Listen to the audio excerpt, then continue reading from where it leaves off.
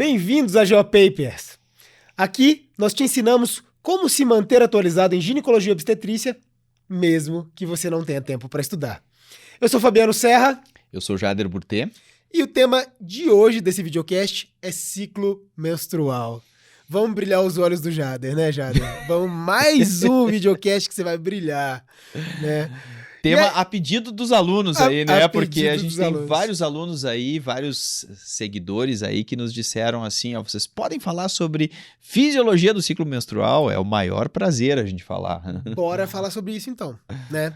Então, a primeira pergunta que eu te faço é quais são as características da fase folicular do ciclo menstrual?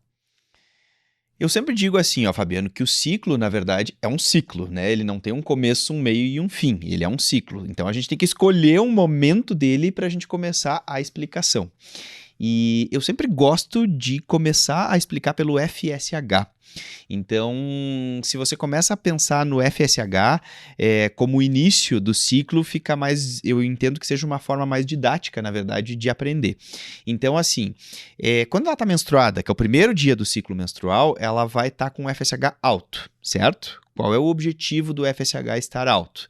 O objetivo é selecionar aqueles folículos, 8 a 10 folículos mais ou menos, né? Para que esses folículos desenvolvam mais, cresçam mais e comecem a produzir estrogênio. Então, o FSH ele vai agir sobre esse pool de folículos aí, 8 a 10 mais ou menos, e estimula esses folículos a produzir estrogênio, especificamente o estradiol, né, que é o principal estrogênio ovariano. Aí o que vai acontecer? Esses folículos eles vão começando a crescer, vão começando a produzir quantidades cada vez mais crescentes de estradiol, e o feedback do estradiol com o FSH é negativo, ou seja, quanto mais estradiol, né, que é um estrogênio que o ovário produz, menos FSH a hipófise libera. Então, quando vai crescendo, né, a produção folicular de estradiol, vai diminuindo a produção hipofisária de FSH. Então, ao longo da fase folicular, que também a gente chama de fase proliferativa, os folículos vão cada vez crescendo e produzindo mais e mais estradiol e o FSH vai decrescendo, vai cada vez caindo mais. Aí, lá no meio da fase proliferativa, começa a ter um folículo que vai se destacar, que vai ser o folículo dominante, né? E esse folículo dominante, ele vai cada vez produzindo mais estradiol, mas os outros que cresceram com ele vão sofrendo atresia. Então, o que acontece? Esse folículo fica sozinho, né, ali produzindo estrogênio cada vez mais e os outros folículos sofrem cada vez mais atresia. Então, chega um momento que ele acaba se esgotando, né, porque é só ele produzindo sozinho estradiol e ele vai fazer um pico de estradiol no final da fase proliferativa. Então, o estrogênio ele vinha crescendo, crescendo, crescendo, ficou só um folículo sozinho, faz um pico de estradiol no final da fase proliferativa. E esse pico de estradiol é fundamental, é imprescindível que ele aconteça, porque o feedback do estrogênio com o LH é positivo. Ou seja, quanto mais estrogênio, mais LH. Então, quando ela faz um pico de estradiol no final da fase proliferativa, logo depois desse pico de estradiol, vai ter um pico de LH. E esse pico de LH é o momento mais importante do ciclo, porque é ele o responsável por produzir enzimas proteolíticas e hidrolíticas na superfície do folículo para permitir a extrusão do oócito, né? Então, que é o hormônio responsável então pela ovulação. Para que aconteça a ovulação, tem que ter um pico de LH. Não adianta você ter só níveis altos de LH e constantes, tem que ter um pico de LH para que realmente ela consiga ovular. E para que serve esse estrogênio que foi produzido, né, na fase folicular? O estradiol, então, né, ele serve para proliferar o endométrio. Então, ele vai agir sobre o endométrio, produzir mitose nas células endometriais e estimula esse endométrio a proliferar. Então, ele aumenta muito a espessura aí e por isso que realmente ele fica um endométrio proliferativo. Por isso que a gente chama de fase proliferativa. Na verdade, o termo fase proliferativa se refere mais ao que acontece com o endométrio. E o termo fase folicular é o que acontece com os folículos, né? Então, por isso esses dois termos que, na verdade, são sinônimos, né? Fase folicular ou ainda fase proliferativa. Até porque as coisas acontecem juntas, né? Uhum. Então, ovulou, essa paciente ovulou, ela vai entrar numa fase que é a fase lútea. Quais são as características dessa fase lútea? Então, eu sempre digo que as coisas em ginecologia, elas são, se você olha o nome do hormônio, né, fica fácil da gente saber o que é que ele faz. Então, o FSH é folículo estimulante, ele estimula o desenvolvimento dos folículos. O LH tem esse nome luteinizante, por quê? Porque ele forma o corpo lúteo, né? Então, ele é o hormônio responsável pela ovulação. Depois que ela ovula, aquilo que sobrou do folículo no ovário forma uma estrutura que a gente chama de corpo lúteo, né? Que é uma estrutura que fica lá no córtex ovariano, na periferia ali do ovário, e essa estrutura tem capacidade endócrina de produzir estradiol, mas também tem a capacidade de produzir o principal hormônio da fase lútea, que é a progesterona. O que acontece? Então, na fase lútea do ciclo menstrual, o corpo lúteo começa a produzir ali estrogênio e progesterona, predominantemente a progesterona, que é o hormônio mais importante. O que a progesterona faz? A progesterona, na verdade, ela produz mucopolissacarídeos nas células do endométrio, que já tinha sido previamente proliferado pelo estrogênio, e aí então esses mucopolissacarídeos tornam aquele endométrio secretor, né? Então, por isso que a gente também chama de fase secretora, fase lútea ou fase secretora, porque o endométrio secreta mucopolissacarídeos. O objetivo é receber o ovo fecundado, né? Então ele fica receptivo, né? Ele forma, na verdade, ali um ambiente super receptivo para receber o ovo fecundado. É só pensar no nome do hormônio também, né? Progesterona. O que quer dizer o prefixo pró, né? Na língua portuguesa. Pró quer dizer a favor, né? E gesterona, gestação. Então é o hormônio a favor da gestação, é aquele hormônio que prepara o endométrio para receber o ovo fecundado. Então, isso que acontece na segunda fase. E a progesterona, ela tem um efeito muito interessante no receptor do estradiol, na célula endometrial. Então, se você for pegar, por exemplo, o endométrio, né, a progesterona, ela acaba bloqueando o receptor endometrial de estradiol. Então, mesmo que o corpo lúteo produza estradiol, ele não segue proliferando o endométrio, porque a progesterona está bloqueando esse efeito proliferativo. Então, existe esse efeito no receptor, né, que é uma coisa que acaba sendo benéfica aí na fase lútea. Se não tem fecundação, o que vai acontecer? O corpo lúteo tem um tempo de vida de 14 dias, né? Então, assim, isso é uma das poucas coisas que é quase que matemática, assim, né? Medicina e matemática nunca combinaram muito, né? São ciências que não combinam muito, mas algumas coisas combinam e combinam super bem. Como, por exemplo, a duração da fase lútea, é 14 dias. Se não houve fecundação, o corpo lúteo sofre luteólise depois de 14 dias. E aí, então, sofrendo luteólise, ele para de produzir estrogênio, para de produzir progesterona, então ela vai ter uma super privação hormonal, né? E isso acaba culminando com o desabamento do endométrio, né? Então, o endométrio vai desabar justamente porque privou ela do estrogênio e da progesterona, e isso faz com que ela menstrue. Então, no primeiro dia que ela menstrua, já começa o próximo ciclo. E olha que interessante, né? No momento que cai o estrogênio e a progesterona, lembra que o feedback do estrogênio com o FSH é negativo. Então, se está caindo o estrogênio, o que a hipófise vai fazer? Vai começar a aumentar o FSH. Então, já no final da fase lútea, começa a subir o FSH para que ela comece o próximo ciclo com o FSH alto, né? Que a gente falou que o ponto de partida era o FSH alto. Então, justamente ela começa o próximo ciclo com o FSH alto para poder recrutar os folículos para o ciclo subsequente.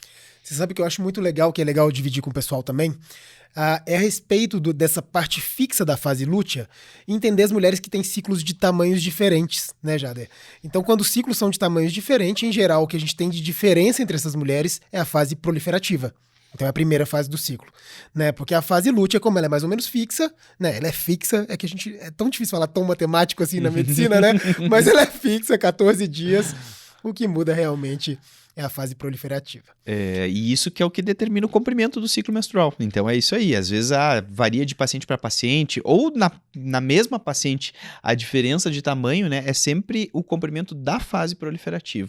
Tanto que quando a gente tem as variações da ciclicidade, né, quando a paciente tem, por exemplo, menstruações mais frequentes, que antigamente a gente chamava de polimenorreia, né, é porque realmente diminuiu a fase proliferativa do ciclo. Ela está tendo picos de estradiol mais cedo, e, consequentemente, está tendo picos de LH mais cedo. Isso é muito comum no início do climatério, ali naqueles primeiros anos ali que antecedem o climatério. E ao mesmo tempo, quando você tem ciclos muito longos, né? Quando você tem ciclos muito longos é porque essa paciente não está ovulando e aí a fase proliferativa ela tá gigantesca, assim, né? Ela acaba tendo só fase proliferativa. Excelente.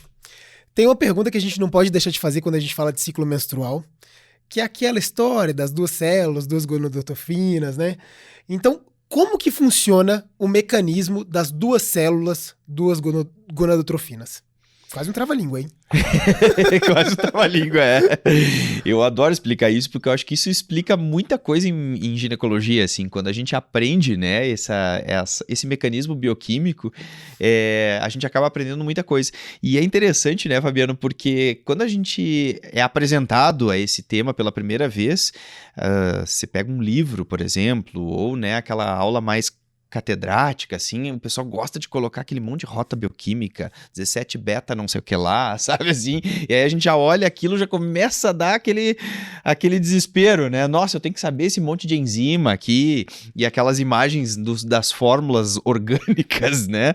E via delta 5. Não precisa. Na verdade, a coisa é bem simples. A gente tem que entender qual é o substrato, qual é a célula e qual é o hormônio que produz. Simples, né?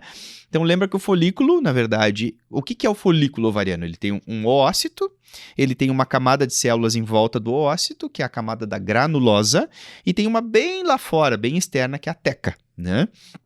Então, o que acontece? A célula da teca, que é a mais de fora, ela tem receptores para LH. Aí o LH vai agir sobre as células da teca, estimulando a conversão do colesterol. Então pega o colesterol da dieta da paciente e transforma o colesterol em androgênios.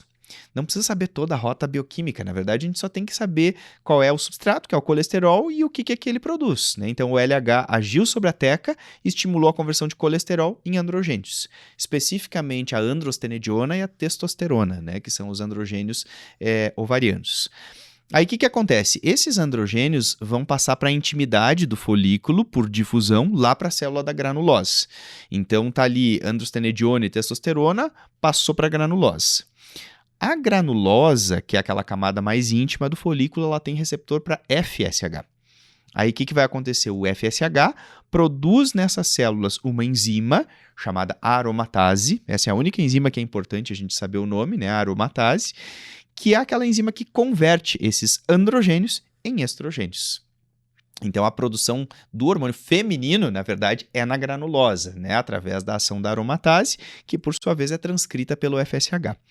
Se a gente for ser bem específico, a androstenediona é transformada em estrona e a testosterona é transformada em estradiol. O estrogênio mais importante, que tem a maior atividade biológica, vai ser o estradiol, né, que vem pela conversão da testosterona. Então, por isso que a gente chama de duas células, duas gonadotrofinas. Por que duas células? Porque é teca e granulose. E por que duas gonadotrofinas? Porque é o LH na teca e o FSH na granulose. Então, para produzir o hormônio feminino, tem que ter tido antes o hormônio masculino. É o substrato para produzir o feminino, é o masculino. E a rota bioquímica ela é unidirecional. Fala masculino e feminino mais, porque todo mundo tem tudo aí, né? A mulher tem testosterona, tem... Você lembra que a gente evita agora falar masculino, feminino, né? Por causa Porque não é, o androgênio no final das contas é um hormônio feminino também, né? A gente acaba falando masculino e feminino aí, mas de uma forma... Ah, sim. Na verdade, é o androgênio, né? É o androgênio. Correto é androgênio. Exato. Exatamente. Desculpa, mas assim, é porque... Não, tá certo. A gente fala isso sempre, né? E eu falo também. Só que quando eu percebo assim, opa, não é masculino, né? As mulheres também produzem, né? Claro, então, com certeza. São os androgênios, isso aí, muito bom. Na verdade, os androgênios são o substrato para produzir os estrogênios. E a rota é unidirecional, né? Você vai ter, então, assim, sempre de androgênio para estrogênio, nunca o contrário, né? De estrogênio para androgênio. Muito bom. Quando você estava falando do recrutamento folicular, eu já fico naquela, né? Eu adoro isso também. E eu faço reprodução, então fico nessa coisa também de recrutamento folicular. A gente acaba dando FSH para as pacientes para elas produzirem, para elas recrutarem mais folículos, né? E aquele negócio da dominância de um folículo é muito interessante. Queria que você explicasse. Então, como funciona o mecanismo da dominância folicular? Esse é um mecanismo que ele é muito interessante da gente estudar, assim, porque a gente consegue ver o quão a natureza é perfeita, né? Assim, nessa questão de selecionar um folículo, né, que vai ser o folículo dominante. Na verdade, existe um fluxo preferencial de FSH para esse folículo. Então, tem ali 8 a 10 folículos, né, que estão ali produzindo seu estradiol, né, todos eles juntos, mas um deles vai conseguir receber preferencialmente o FSH, né? Então, aquele que conseguiu receber preferencialmente o FSH, ele consegue já produzir um pouquinho mais de aromatase do que os outros, né? Produzindo um pouquinho mais de aromatase, ele já consegue produzir um pouquinho mais de estrogênio, né? Já consegue produzir um pouquinho mais de estradiol. Então, assim, digamos que você tem um ali e tem outros 9 ali junto. Aquele que conseguiu receber um pouquinho mais de FSH, produzir um pouquinho mais de estrogênio. Esse aí que produziu mais estrogênio, olha que interessante, ele consegue fazer um mecanismo bioquímico no receptor de FSH, que é um mecanismo de upregulation, que a gente chama, né? Então, tem um receptor que está fechado ali de FSH e quando ele começa a produzir mais estradiol, ele vai liberando esse receptor. A gente chama isso de upregulation, né? Ele libera receptor para FSH. E aí, o que vai acontecer? Se ele fica mais responsivo ao FSH, porque ele tem mais receptores disponíveis agora, né? Ele vai produzir mais aromatase e vai produzir mais estradiol. Então, é um ciclo virtuoso, na verdade, né? Porque esse folículo definitivamente vai ser aquele que mais vai ter disponibilidade de receptor e vai ser aquele que mais vai produzir estradiol. Então, esse vai ser o folículo dominante. Os outros vão acabar entrando em atresia porque eles não tiveram esse fluxo preferencial de FSH. Até porque esse dominante vai continuar produzindo estradiol, que vai fazer um feedback negativo no FSH, e ele com vários receptores, ainda que o FSH esteja baixo, ele continua sendo estimulado, o que não vai acontecer com os outros, né? Acho que isso é uma forma também que eu assumi para entender essa dominância folicular, que eu acho que funciona também. Exato. Quando a paciente... Isso é interessante, né? A pergunta parece pergunta de leigo, né?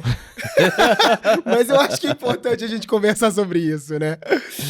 Mas a gente, quando tem uma paciente que engravida, o que acontece com o ciclo menstrual? Eu sei que parece idiota a pergunta, mas é uma pergunta que eu acho que tem tudo a ver e é importante a gente conversar sobre isso. Não, mas eu acho que às vezes, sabe, Fabiano, que às vezes as coisas podem ficar um pouquinho mesmo...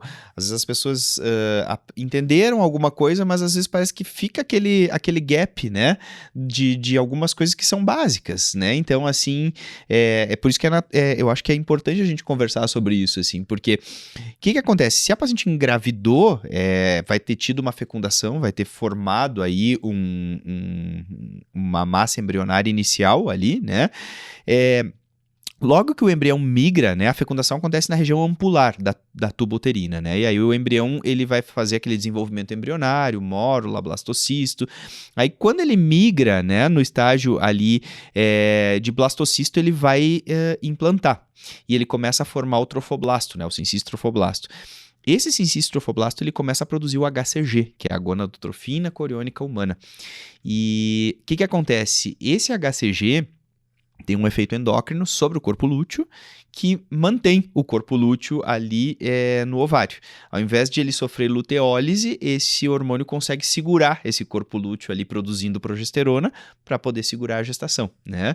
Então, a função do HCG, o famoso HCG que a gente dosa para fazer diagnóstico de gestação, justamente ele serve, né, endocrinologicamente para manter o corpo lúteo da ovulação ali produzindo progesterona. Essa é a função do HCG. Até que a placenta assuma essa capacidade, né, esse momento assim que ela consegue assumir a capacidade endócrina de produzir a progesterona, aí sim o corpo lúteo pode ir embora. Mas até então ele é necessário, né, para que a gestação se mantenha. Maravilha! Tema maravilhoso. Revisamos aqui, foi a aula de ciclo menstrual, na verdade, né? Foi. Acho que quem assistiu aí curtiu também, porque eu gosto de te ouvir sempre e eu acho que é muito legal. Toda vez a gente aprende alguma coisa nova, né? Muito, muito bacana. Resumo do capítulo do Speroff. Exatamente. É muito legal. É isso, pessoal. Vamos terminando aqui esse videocast de hoje. A gente espera que vocês tenham gostado. A gente está sempre à disposição. Eu sempre termino falando isso, porque a gente está sempre à disposição mesmo. Não gostou de alguma coisa que a gente falou? Questiona a gente está super aberto. Tem alguma sugestão? Manda pra gente, que a gente também vai ouvir vocês. Então, até a próxima, até um próximo videocast. A gente se vê lá.